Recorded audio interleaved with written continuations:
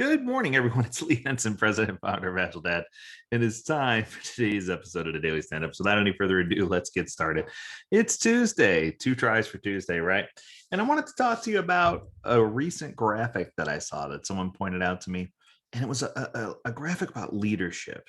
And I thought it was pretty powerful. And it was laid out in a pyramid, and it talked about all the different things you needed to do to be a really effective leader. And I thought, this is a really powerful tool. And it starts off with leading yourself. So it's one of those things where, and I've said this a bunch of times, before you can try to lead others, you need to know how to lead yourself. This means you know how you fit into your organization, you know how you work, you have mastery of all the foundational skills in a professional setting. You're responsible, reliable, hardworking, organized, communicative, all the good things that you need to do to be able to collaborate, and that you understand where your place is and how you fit into your organization, and that you can adapt your style accordingly to be a good fit. And that's all about learning about yourself. And I often refer to this as introspect, like an introspective, right? Once you master that one, then you can learn about leading a team. So leading a team means you need to know how to lead and manage a group of individual contributors. Typically, your team size is 7 plus or minus 2, somewhere in a 5 to 9. And on average, you'll end up managing, a couple of little things at a time as they come up, right? And I think when you're leading a team, part of the management skills you need to focus on are things like operations. You need to make sure you have all your meetings in order and that everybody knows where they need to be and what they need to be doing, the frequency and the content, the most important things that need to be covered, making things efficient and lean. Practices, how to execute key practices, such as once you become a leader of a team, you may be asked to do performance related initiatives, goal management, role definitions, lots of things that you need to do in order to enhance or promote career development. Performance. So the leader should have a clear vision and strategy for how the team's going to perform and what they need to do, and help them put together a team working agreement. And that way they understand the difference between individual strengths, team strengths, and constructive structure, right? So that they can understand the structure of each role, optimize it, and not take it for granted. And then, of course, you need to be aware of risks as well. So those are the management skills that you probably need. Uh, when it comes to leadership itself, the things that I always preach: having a clear, crystal clear vision and strategy, so everyone knows the direction you're trying to take them; having alignment across all the roles and across all the people and across all the different groups in the organization. Communicate, communicate, communicate. Build trust. That's at the team level and the individual level. Make sure you understand accountability and promote accountability within individuals and within teams. Motivate and inspire teams to do the highest impact work. That's not, it's focused on outcome, not output. Inspiring a team to build the right thing, and make sure they have the ability to collaborate.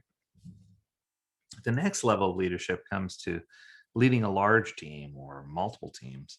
And this is where you end up leading or managing 10 to 50 people. And this is where you really have to start focusing on operations, one-on-ones, team meetings, all hand meetings.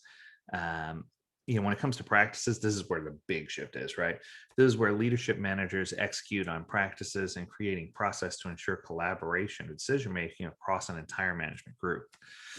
And from a performance perspective, they need to make sure that they understand what's expected and that they map expectations to a clear vision and strategy.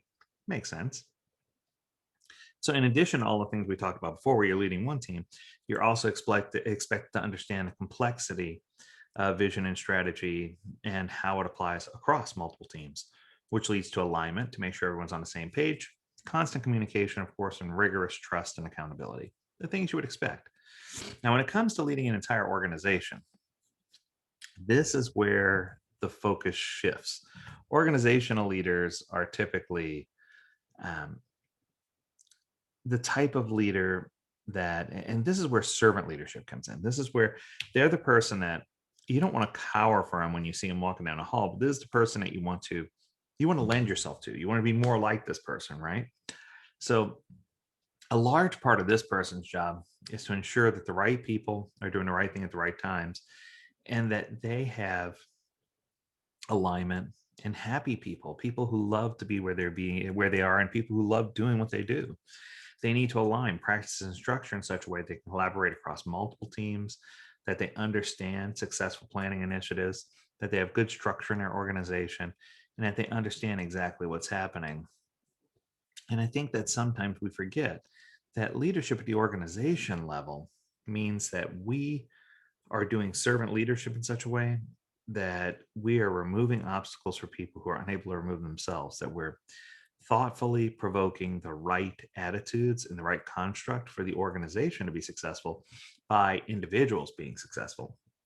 But I think the truth is, if you're not leading yourself first before you lead a team, before you lead a large team or an organization, you're going to see that that foundation crumbles. It makes it nearly impossible for you to get leadership at the highest level. So I hope that this little hierarchy that I share with you is helpful. It was just a cool visual that I saw, and I thought, yeah, that kind of makes sense. But I don't want you to look at leadership as a sole focus of rules or practices. Being a real leader is being a good servant. And when you're at the service of others, that's when you're going to find that some of these leadership things just kind of fall into place. I hope this was enjoyable to you. I hope you learned a lot. As always, we encourage you to visit agiledad.com where you can learn more about this topic and many others. And until next time, we encourage you to stay healthy, stay well, and stay agile, my friends. Until next time, do take care.